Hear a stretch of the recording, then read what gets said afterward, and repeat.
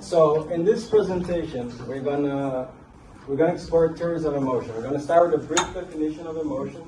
Then we're gonna look at some of the early theories of emotion. We're gonna look at the body and mind problem, which was posed by the early theories of emotion, and how these early theories are somewhat similar to contemporary theories. And hopefully, I'll get to the conclusion. Yeah. So, what is emotion? Well, emotion has been defined somewhat as feeling.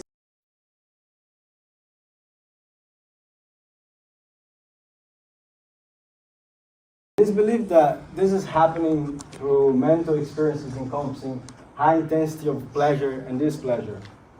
Jack Pensack says it's emotional feelings reflecting states of the nervous system. But if you look at the broad range of definitions in the literature, there's not really consensus in what emotion really is. But we do know that it must be something that is happening between the body and the mind. Now, that's not how the early theorists used to think about it. The early contributors, like Plato, was a dualist, and dualism was this term, this philosophical term, which was also popular in the religious realm, of two categories which were differentiated by principles.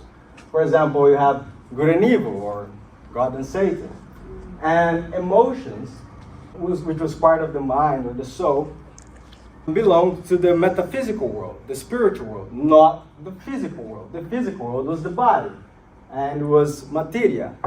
And so, to Plato, you can think of like the body being like the vehicle, and the mind being the driver of this vehicle, and kind of like pulling the levers of the machine. And he saw that the soul was kind of hierarchically organized in these three different parts. And he put reason as the highest and most divine part, followed by the spirit, the emotional part, and appetite, or eros. And in order for someone to be psychologically healthy, he had to kind of be in harmony with all these three parts. And the opposite would cause the person to be mentally ill. And so, to him, reason, being the highest and most divine, was the one that had the power to control and tame the other two. But some criticisms started to emerge in how did the body and the mind communicate? Well, around the 1600s came along Descartes, another philosopher, who thought in the same lines as Plato, thinking of the body as, this machine, and the soul being this thing that is pulling the levers. And, well, he tried to explain the body and mind problem. He said, what's happening is that there's an agitation in one of this gland, the pineal gland. And, the agitation in the pineal gland is what's causing the emotions. Well, we found out that, unfortunately, Descartes was wrong, and the pineal gland actually is responsible for melatonin, and circadian rhythms has nothing to do with with conscious experience. So, but I think what is interesting about it is, like, if we see here, you see the exchange of the letters between Princess Elizabeth of Bohemia and Descartes, and she's talking about this fever, which is a bodily sensation that is happening to her, and she's saying, well, how come that I feel this body sensation and it's causing me to be sad? And he says, just you can change that. Just read some of the Stoics, like Seneca, and try to reflect on those writings, and that would change your perception. So he kind of imposed some sort of appraisal of the experience, right? We found no solution to the body-mind problem. Other theories came along, like James and Lang, where they talked about, because it's two people, they talked about the physiological arousal, right? When stimuli happens, the physiological arousal happens, like the heart rate. Like before I came and started talking, my heart rate was up, going fast. But, and then you because the heart rate is going fast, you have the emotion. But I find it very interesting, another theory that came along, which is Lazarus' theory of emotion, which again comes and brings about appraisal of the experience. So to Lazarus, for example, the stimuli, the event would happen, right? Whether the event is happy or sad, would depend on your appraisal of the experience. How do you label your past beliefs, your past experiences? And that, as a consequence, would lead to the psychological and the physiological arousal simultaneously with the emotional arousal. And this is how I think that the early fears somewhat merged with the contemporary fears. You have Lazarus posing that a decision about the event is that is perceived, related, is what determines the emotion. The card suggests, to the Princess Elizabeth of Bohemia, reflect on that, and that would change your perception about it. Again, appraisal of the experience. And then Plato says that your reasoning, you can actually control what's happening within you. And I think that if you think about it, all of them have something similar. We can think of it like similarly, you can go even farther and think about cognitive behavior therapy. And I like this phrase, says most things affect us by the way we think they are, not the way they really are. And another interesting thing is that Plato's arrangement of the soul, and it kind of like bears similarity to the mapping of the brain function in accordance with triune brain theory. Oh gosh. But what I think it is interesting is that we have brain imaging.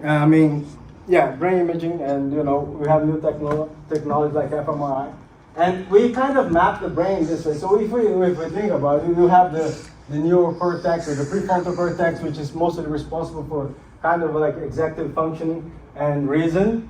And you have, the limbic parts of the brain, and which we know is kind of like crucial in effective emotional responses.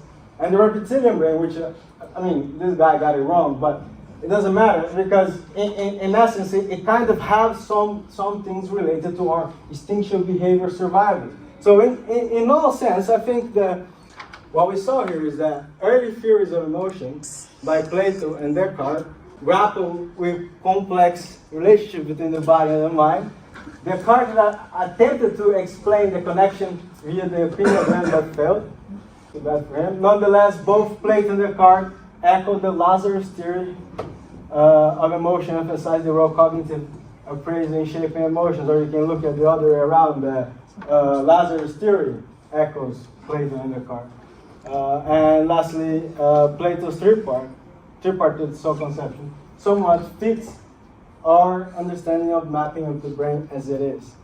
Thank you very much.